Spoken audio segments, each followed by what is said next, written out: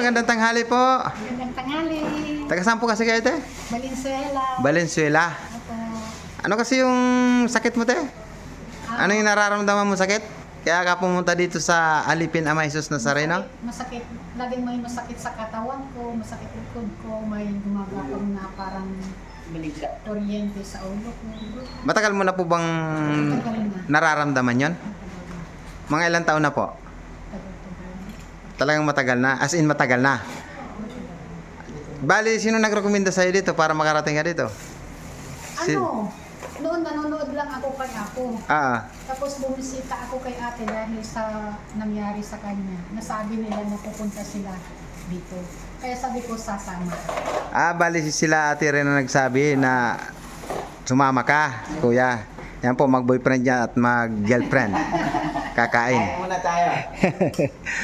Ngayon, te, nung matapos kang magamot sa spiritual dahil ang sakit mo pala ay palipad hangin. Palipad hangin, minagalit sa yung Ewan ko. babae. Hindi. Inggit. Kaya mo na yan, te.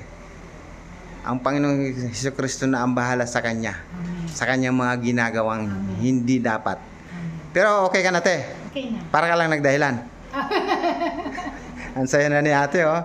Te, salamat sa inyong pagtitiwala, ate, ha? Salamat din. Sa AAJN Spiritual Dalisay. Amen. Sa inyong pagtitiwala. Una kay Papa Jesus, ang ating pong Jesus Nazareno. Amen. Masaya ka natin yan, te. Masaya. Okay. Kain na po kayo, ate. Salamat. Bye-bye. Thank you. Ingat sa pag-uwi. Salamat din. Sige. Kasi hindi namin maseryoso. Thank you po, Lord. Magtrabaho.